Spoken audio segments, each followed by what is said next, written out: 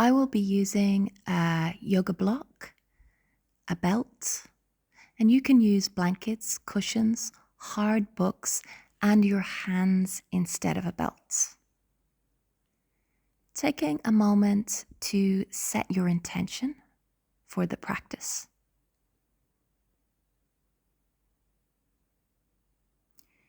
Before coming into your first Yin Yoga pose, seal pose with elbows on the floor, Sphinx pose with elbows on the floor if you're new to the practice, or seal pose with your elbows lifted or even slightly bent if you've some experience with Yin. You can relax your head down, bringing that healthy stress into the spine, or relax your head backwards, completely up to you. And determining now if you'll be able to hold this for 5 minutes. And I'll leave you some silence now, just to notice and relax into that tension in the body, softening into it.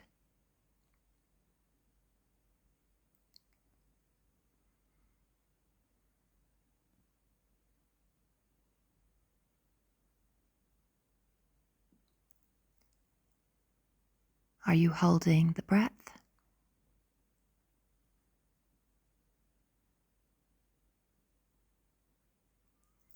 See if you can invite the breath to flow.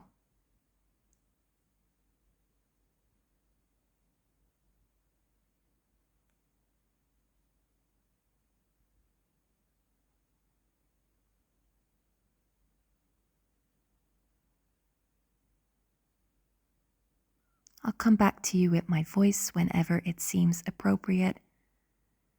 Otherwise, just noticing.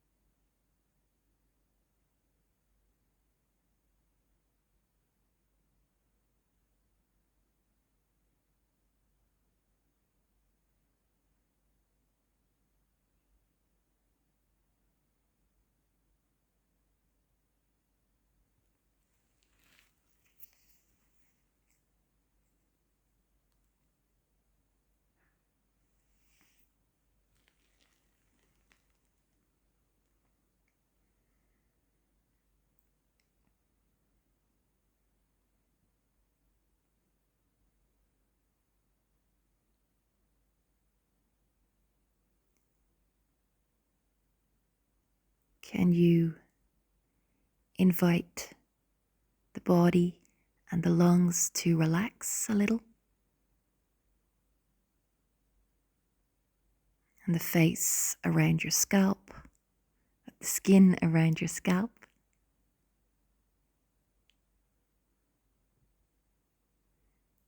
The skin and surface closest to the outside of your body. Is there any tension there?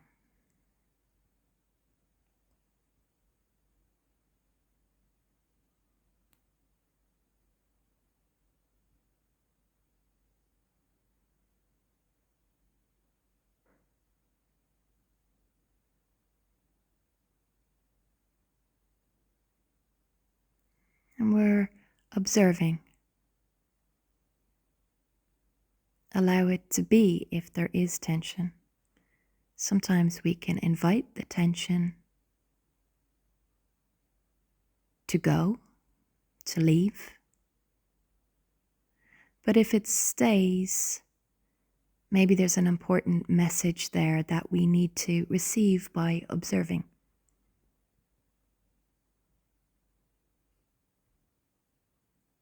See if you can look at the tension in the same way as the relaxation or areas that are feeling good in the body. Can you look at them both in the same way, non-judgmentally?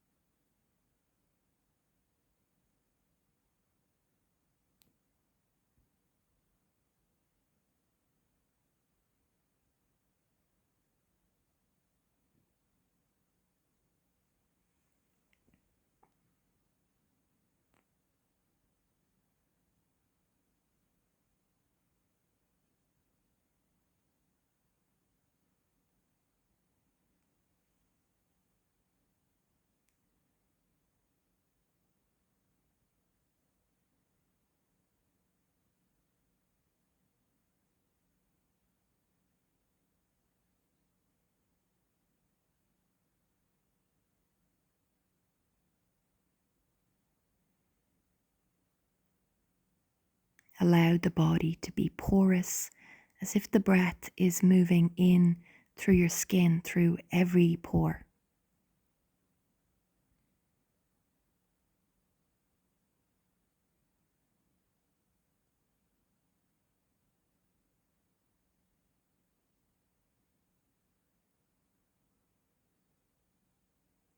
Slowly coming out, bringing your cheek to one side and your hands down by your side.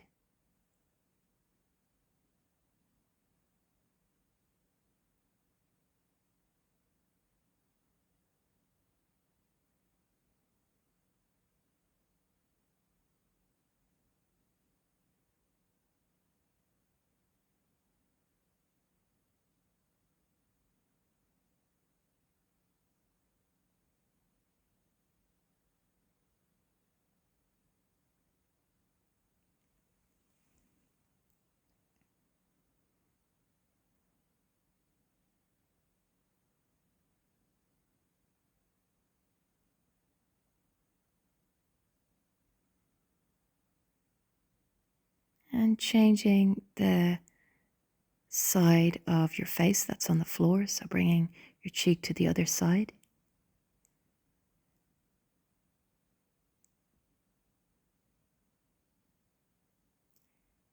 Is there any tension in the body now? Without thinking it's wrong or right, notice.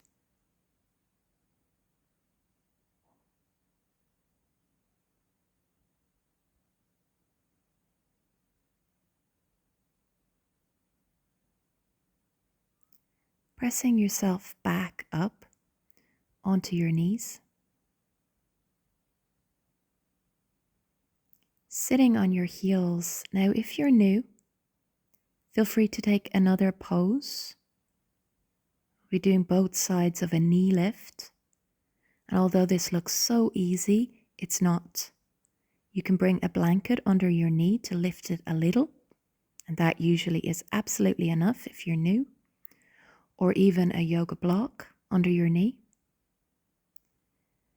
And a much harder option is to lift your knee with your hand and lean back.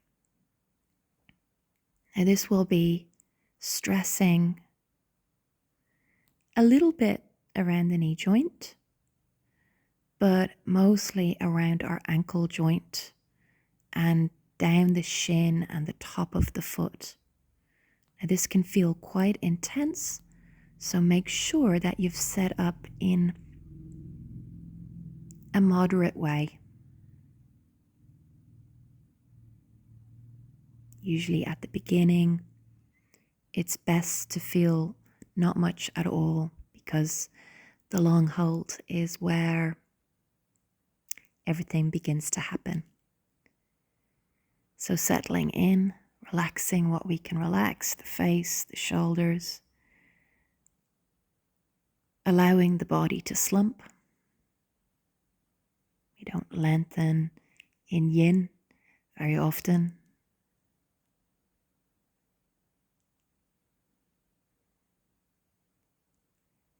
Settling in.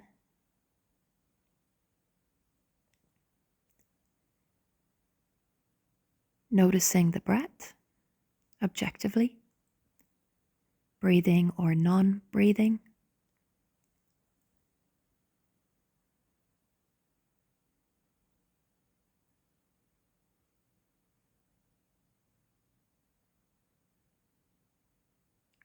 And again, I'll come back to you with my voice when it seems appropriate.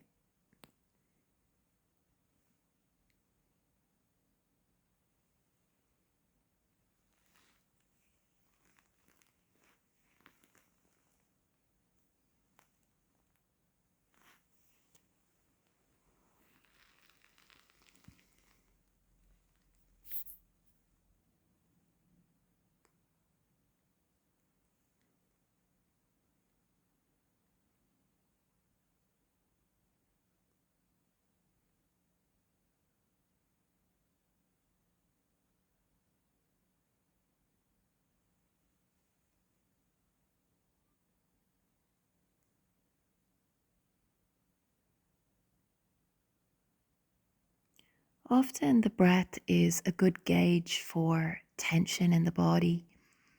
So noticing the top chest, whether it seems like you're holding the breath, can be a good focus.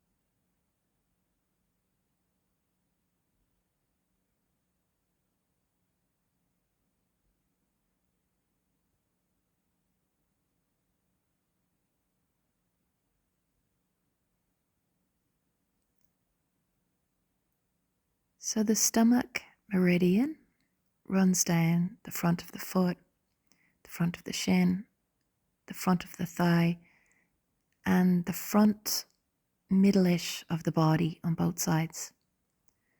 So the stomach and spleen meridian, which runs pretty close to it, but more on the inside of the leg, a little bit more, are very much highlighted in this pose. And the stomach and spleen meridian are paired and associated with digestion on all levels. The stomach meridian is a little bit like the solar plexus chakra in many ways, in terms of it being related to confidence on some level. So when the stomach meridian is out of balance, you can come out of that pose now. You can lie on your back. But when the stomach meridian is seen to be out of balance, it can lead to excessive thinking, worry, and anxiety.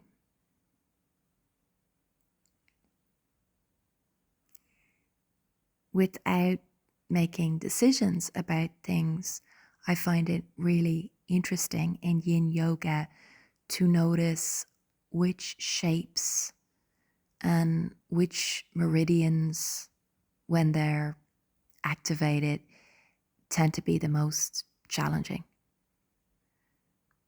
for you personally.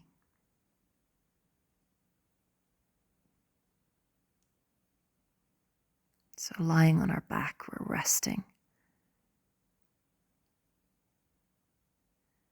allowing the blood to flow back into that area.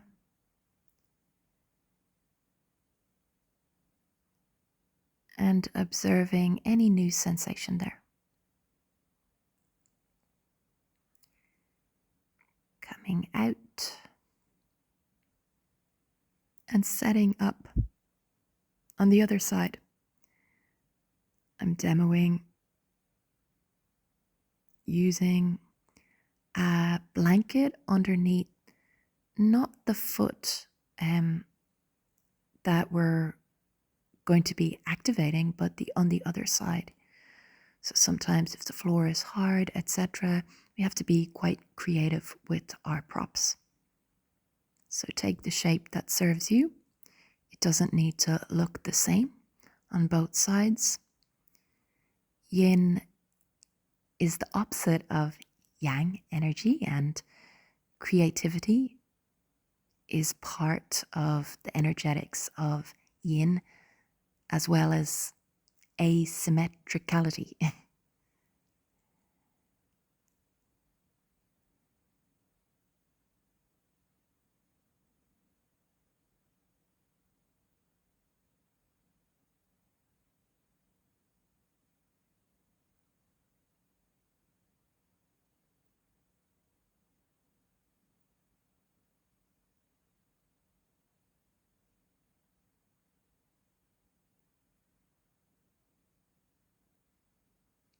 And I know it can be intense, but see what you can relax.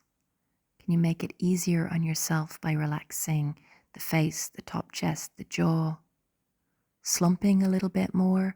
So really it is only the leg and foot and ankle being activated. Allow your shoulders to slump, etc.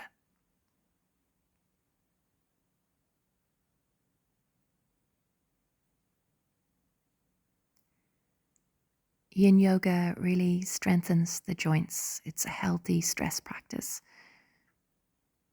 And I really notice that the more active I am, how good it is for keeping the body healthy and strong.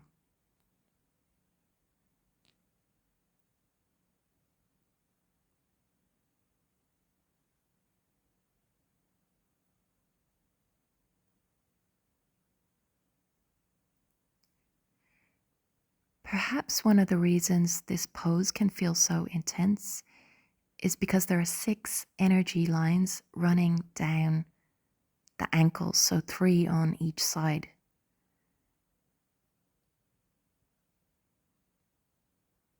That's what I often wonder when I'm finding intensity in this shape.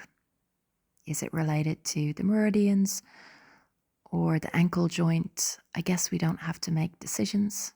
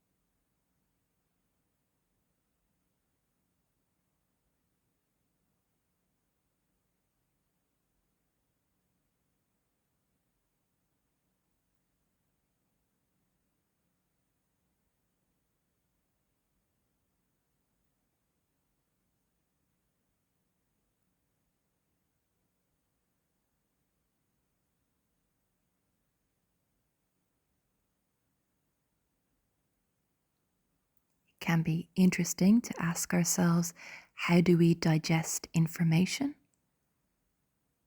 Do we tend to want to work everything out, hold on to everything, or can we let go? Do we process it well? Do we digest it well? Let go of what's not helpful.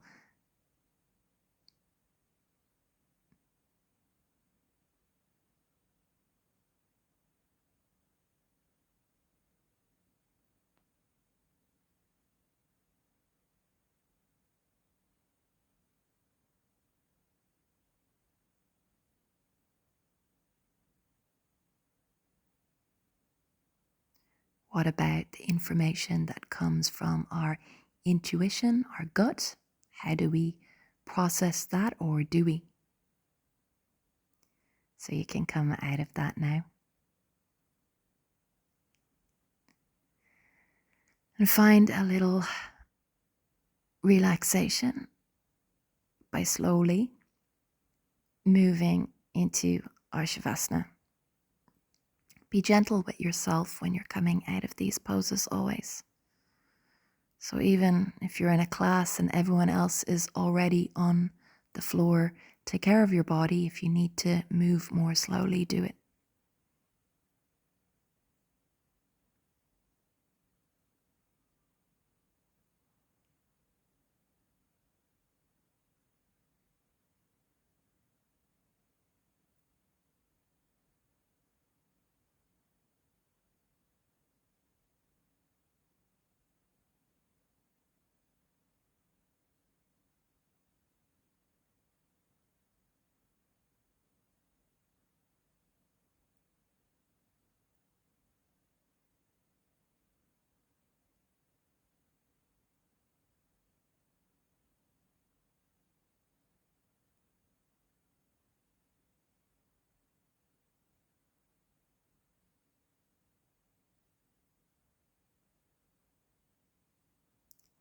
Then bending our knees,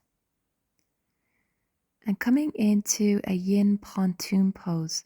Now I'm keeping my knees bent. You can straighten your legs, which would be more of a regular yin pontoon pose. And I'm bringing the block on its highest rung. Now you can have a stack of hard books or cushions and just lift your buttocks a little off the floor to modify that back bend. I'm comfortable in this, and I'm lifting my top chest up towards my chin, so I'm constricting the throat naturally just by this shape in the body with the block on its highest rung. And for me, that's what I'm looking for in this pose. I have my hands over my head, and that brings a little bit of compression into the upper back, where the large intestine meridian and small intestine meridian run through.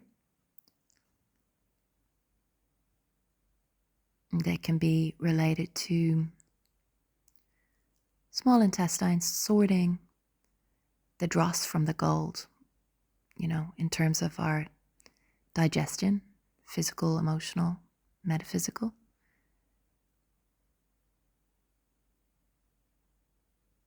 And again, the stomach meridian would be gently activated here, more strongly activated if you have your legs straight. So activating the front line of the body. This is great for the low back. This is one of the best poses for anything going on with the SI joints, as long as it's chronic and you'd take full responsibility, obviously, for all your practices there. Nothing acute we would be working on here. And in general, making the low back very strong with that healthy stress. So I'm going to leave you some silence now just to notice. We're not deciding anything with that info on the meridians. Just being open-minded, curious, noticing. Sometimes I even talk about the meridians when I know you're being challenged quite strongly, perhaps with the intensity.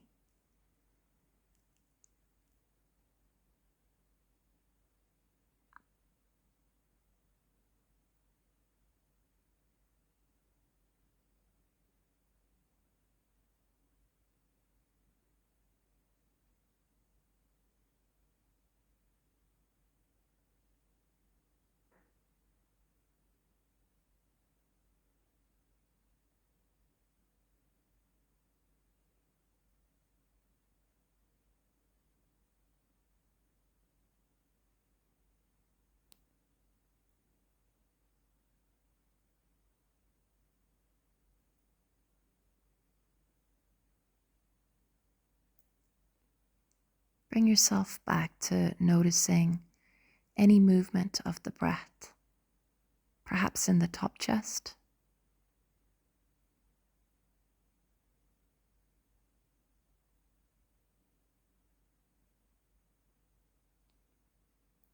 Where can you feel the breath moving in the body, perhaps even around the face?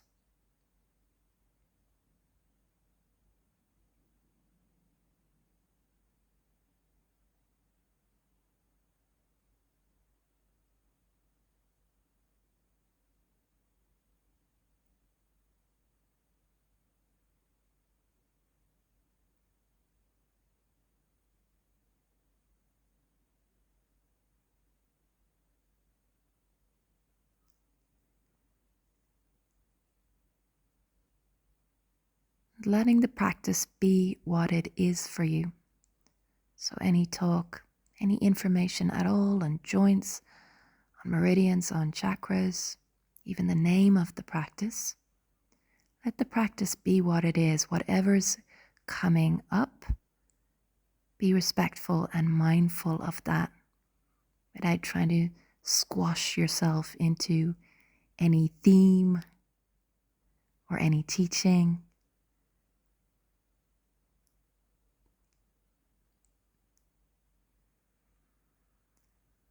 Instead, leaving space for what is actually happening.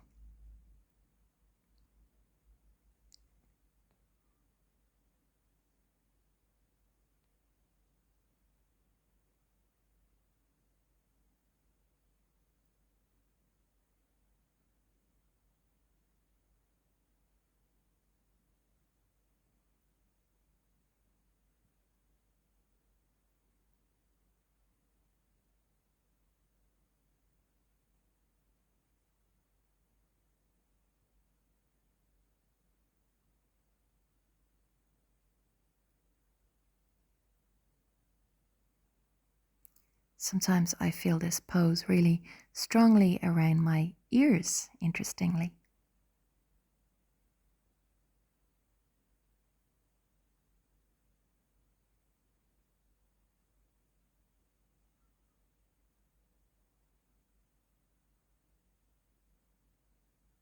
This is great for releasing pent up energy around the heart too. So if we're having difficulty expressing or even connecting or releasing sorrow, bridge or pontoon are awesome. Coming out with care into your Shavasana. Although I'm not doing it, if anything did come up for you, feel free to bring your hand over your heart to really take care of yourself.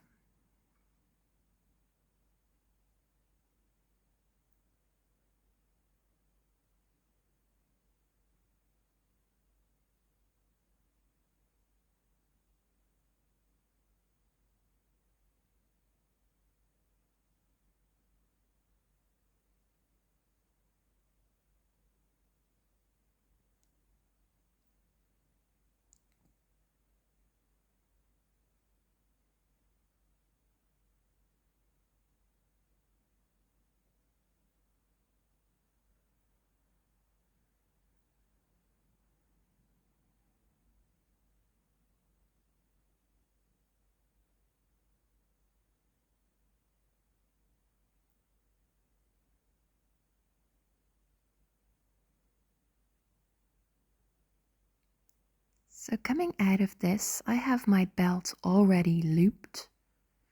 You can find info on that easily online. You bring it around the back of your head like a headband for a hamstring sling. Now, a much easier alternative is to keep your head on the floor. I'm going to demo here. And bring your hands behind your thighs as I'm doing in the video here.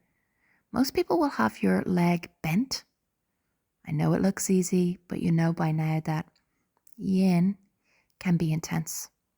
So either with your head on the floor, hand interlaced behind the thigh, or your foot in the belt and the belt around the back of your head and kind of tucked behind your ears like you're wearing a headband. And your head stays lifted because the foot is in the belt and that's pulling in one direction, and your leg stays lifted because the head is in the belt.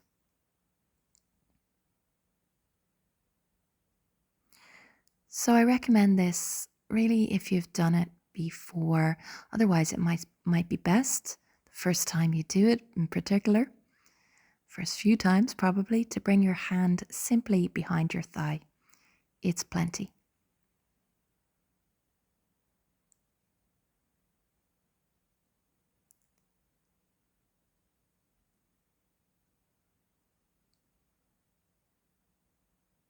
Now, the back of the leg, the entire back of the body, related to the bladder meridian. And when this meridian is out of balance, fear is one of the emotions that is seen to arise. Another way of looking at that would be when we're in the process of change or anything that might bring up the energy of fear. Working on your hamstrings in any way can help. It's not really our hamstrings, it's the back line of the body. the bladder meridian. So whether your leg is bent or straight, allowing that healthy stress into the body, which would include the fascia. Really important here to stress that flexibility is the outcome of our practice. We're not trying to stretch here. That would activate muscles. Muscles protect the drier, bonier tissue, which we're trying to stress here. And also we want to get into the fascia. That is related to 48% of our flexibility, the connective tissue. So try not to engage your muscles. That's another type of practice. I know when you hear the word hamstring, you might want to, inverted commas, go for it, but get the benefits of your yin. Keep the knee bent if you need to, it's all good.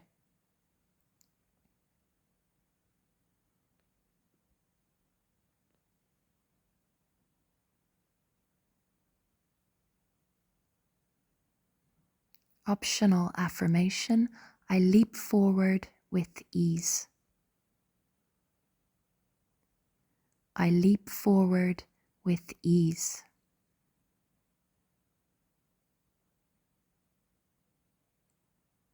We're listening to how the body feels about that as you repeat it.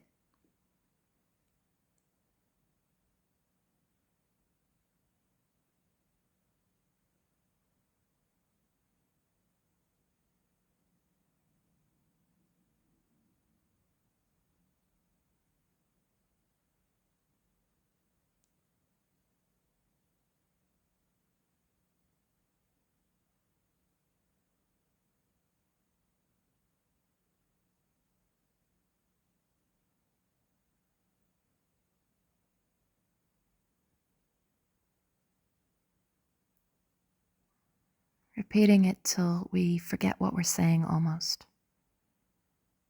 We just notice the reaction in the body, physical, emotional, mental, to whatever we're saying. And that's the healing process, whatever comes up.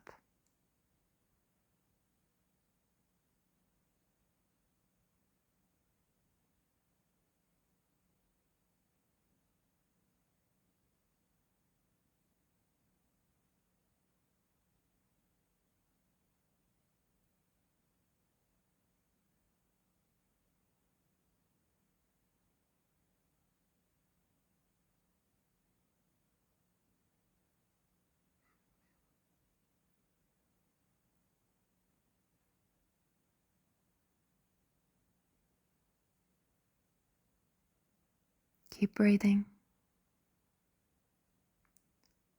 It's normal for the leg to shake. If ever it's way too much, come out.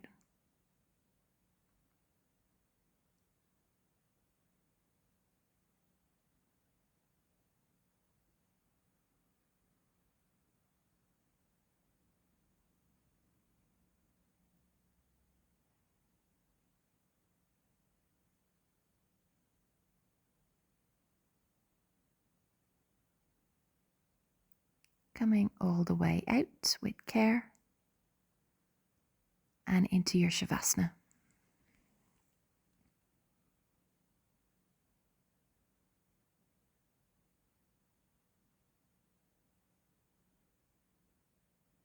Maybe you're repeating that affirmation. You notice how the heart feels about it. Is there any almost flinching? Affirmations can be very interesting to work with. We can react to the most benign words. So words that seem very positive, sometimes our body clenches and resists them almost. And we know that's what it is, it's resistance. Coming over onto the other side into your hamstring sling, or your hand simply behind your thigh. You can keep the knee bent. You can hug your knee in towards your chest instead. So take a slightly different pose.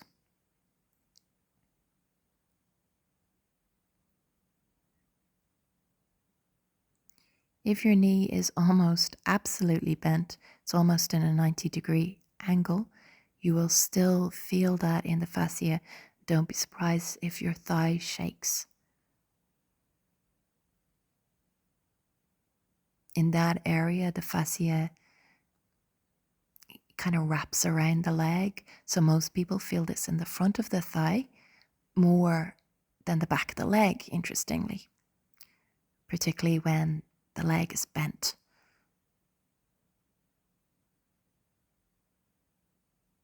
And Yin Yoga has helped me greatly with my flexibility, not from trying to achieve any shape at all, but from doing the opposite. So from keeping my knee bent and things. Here it's straight because over time, the poses simply become easier. They break down the adhesions in the tissue, and energetically, we would think of that as blocks, perhaps in the meridians or the body. And even in traditional yoga, they talk about that shaking through energetic blockages. Now, physically, people would talk about that being the adhesions in the fascia, but pretty similar, right?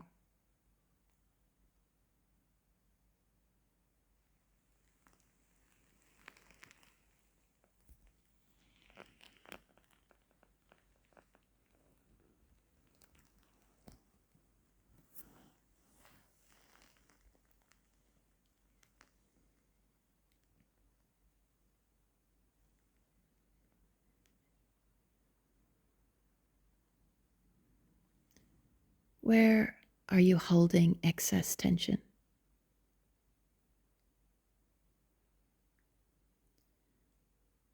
I leap forward with ease. Optional affirmation.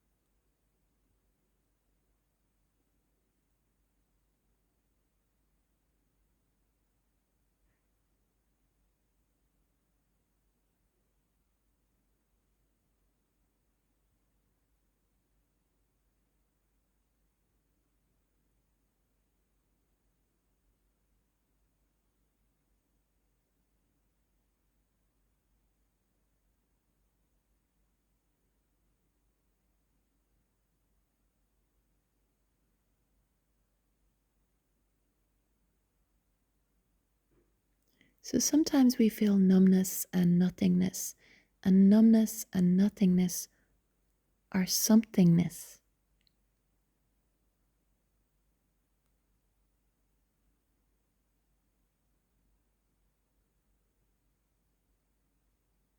Can you be there with them like a friend?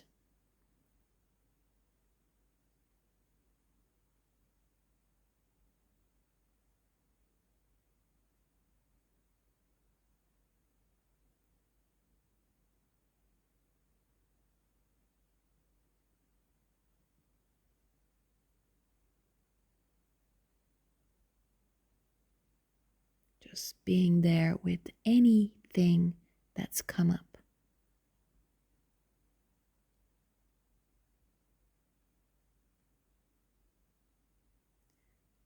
I leap forward with ease. Optional affirmation.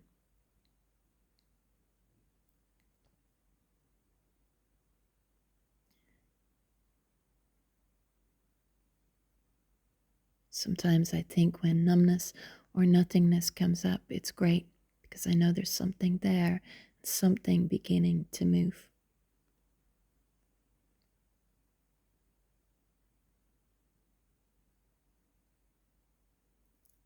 Coming out now.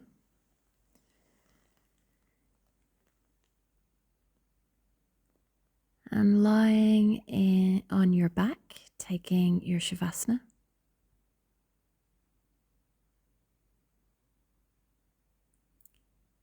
Letting go of all practices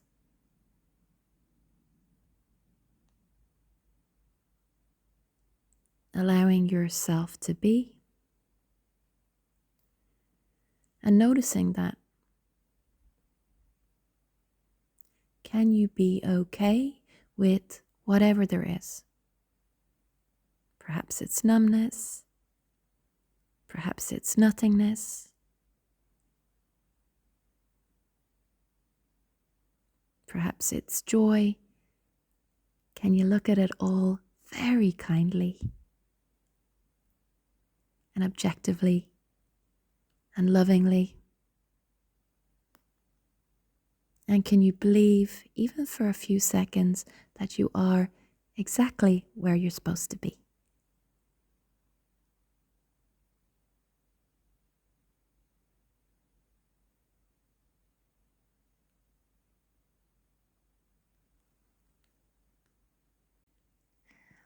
I will be using a yoga block, a belt, and you can use blankets, cushions, hard books, and your hands instead of a belt.